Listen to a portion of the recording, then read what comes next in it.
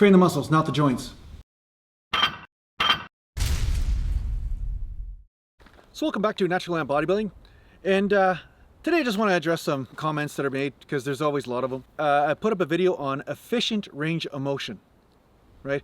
And then somebody said to me, they agree with it kind of, but not really, because they think constant tension or efficient range of motion will cause a shortening of the muscles and then cause muscle tears. And then they went on to say, look at some of these bodybuilders, they actually tore muscles and it's because of the constant range of motion.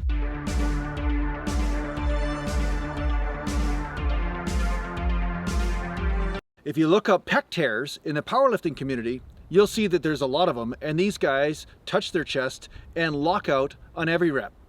So this guy was saying that pause reps will prevent the pec tear because it will prepare the system and cause the body to be well aware of all the ranges that are involved in a movement, and it'll create this balanced strength, so that way you will be impervious to pec tears. Well, obviously not, because these powerlifters are tearing their pec all the time. And also, we know of some bodybuilders that used full range, touching their pec and then locking out of the top, like Kevin Levrone, who tore his pec twice. Now, sure, he wasn't doing pause reps, but at the same time, he was touching his chest and doing a full range of motion and locking out of the top. So based on that, we know that touching your chest with the bar during bench press is not going to prevent a pec tear. Okay, so we know that touching your chest during bench press doesn't prevent pec tears, because otherwise the powerlifters wouldn't have tore their pecs, and they do pause reps as well as touching their chest with the bar. And we also see guys like Kevin Levrone who touch their chest. Maybe they weren't doing pause reps for all their reps, but they were touching their chest. So we know touching the chest doesn't prevent pec tears.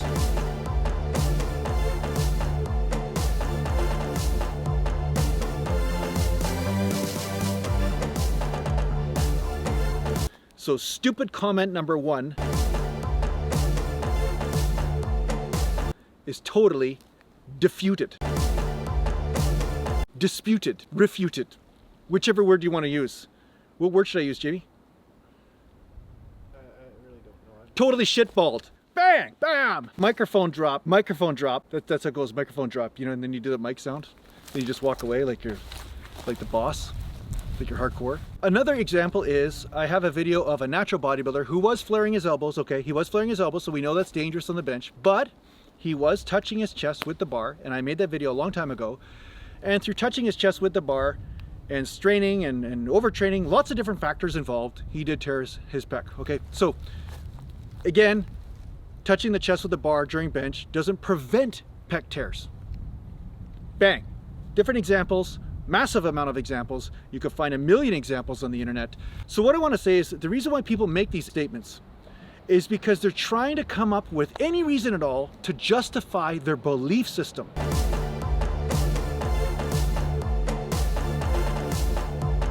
So I'm not trying to give you a belief system. I'm trying to say, don't have beliefs. Don't have beliefs, have realities. So what I'm talking about here is a reality of what I realize with my own body. I'm not telling you to not touch your chest with bench press. I'm not telling you not to go ass to the grass. I'm saying to you that if the range of motion feels like the tension is in the muscle itself and not transferring to the insertion points of the muscles in the bone here, and it's not causing you joint pain, then by all means use that range of motion. But what I'm saying is concentrate on where the tension is. Now the other thing is that some people say, well, Jason, what if I'm really inflexible and I can only do 1 inch ranges of motion? Well, then work on your flexibility, because I'm not talking about flexibility in this video. This is not what I'm talking about. I'm assuming you have full range. You have full range of motion. You stretch your chest out. You can move your arms in all the different, what do you call it? What do you call it? What's the word for that? All the different, when you move your arm or your body in all the different Ranges of motion. Ranges of motion, but there's like different planes or something, different, I don't know what you're talking about. Now, as far as muscular imbalances go, I'm assuming you've also taken care of that. So say you have upper back laxity, or your upper back is weak, or your rotator cuff is weak. Yeah, you can do exercises to compensate for those areas and strengthen them up, so that way your joints are functioning properly. So I'm assuming your body is functioning properly when I say assess your range of motion.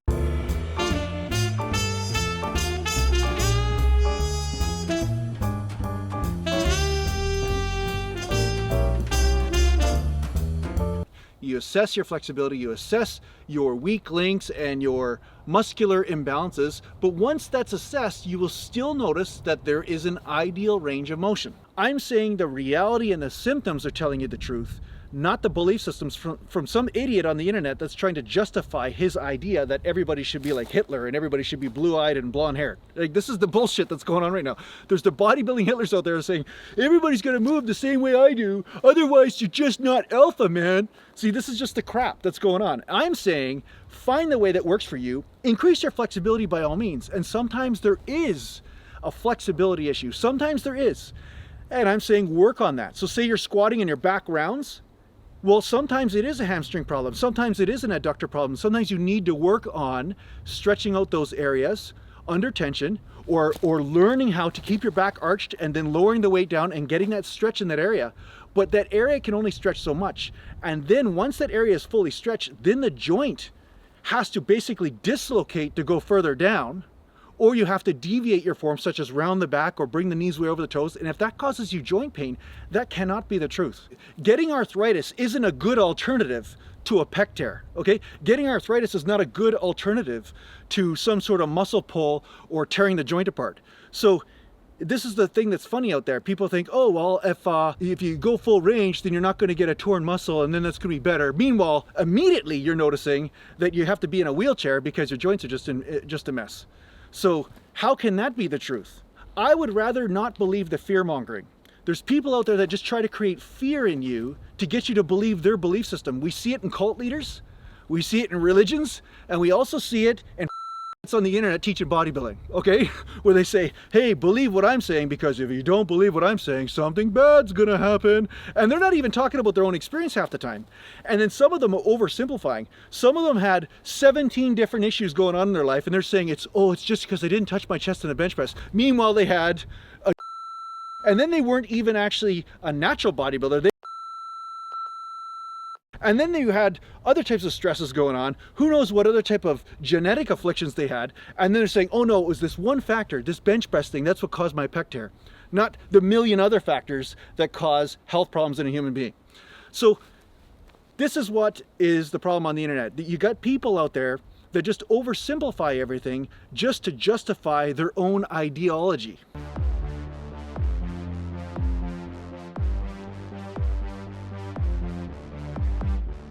So if I were you, I'd believe in the guy that doesn't have the ideology. I'd believe in the guy that honors your own experience. And I'd believe in the person in the mirror. That's basically who I'd believe in.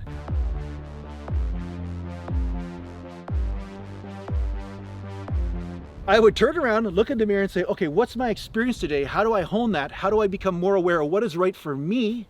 Perhaps that applies to some people, but perhaps it doesn't apply to everyone in the way that I think in this moment. So you remain open, right? You remain open like a flower, okay? The mountain is always open. Mountain. So if you're open, what'll happen is that the experiences will teach you. So don't believe the racists of the world. The racists in the world always said, don't honor your own experience. You're like, no, I had a person that was my friend that was another race. They were actually quite nice. They weren't evil. And then there was this other racist that's saying, no, I believe these people are evil and they're demons. You stay away from those people because they're bad, right? Don't believe that shit. There's people in bodybuilding that are doing that. They're saying, those exercises are bad, gonna send you to hell. Get out of here with that shit. You're gonna go to hell if you do the wrong exercises. And the thing is that you better believe in the way I think. It's like, yeah. See, somebody left some garbage up here. My brother's throwing it at me. See, people. This is the type of shitheads that you're probably following on the internet. People like this that leave garbage in nature. So I've talked about this too. Say you have an unstable joint, right? Because somebody will look at somebody on the internet. So say I got an injury tomorrow. People are like, oh, it's because he didn't touch his chest on the bench, right? Meanwhile, they wouldn't be thinking about, oh, Jason dislocated his shoulder in hockey. He tore his rotator cuff here in hockey. He has a bicep tear from a chiropractor that asked him to hyperextend his arm and then resist while the chiropractor yanked on his arm over 15 years ago. And these things contributed to some instability of the joint, right? And that instability can make a more dangerous environment for a tear or a pull or something to happen as far as injuries go. So rather than take that into account, a lot of people will just assume that it's the one thing that I'm doing that doesn't match their idealism, and then they'll just try to use that situation in order to build an argument that their ideology is true, no matter how stupid or simple it is. So in the end, believe your reality. In the end, grow your own awareness. And in the end, find out where do you feel the tension, and that will guide you more so than just following some sort of blanket statement or some sort of one size fits all type of philosophy when it comes down to training or repetitions. So I hope this helps you out in your training. Thanks a lot for watching. And if you need to get a hold of me, just go to naturallandbodybuilding.com and take care for now. And thanks to the Patreon supporters.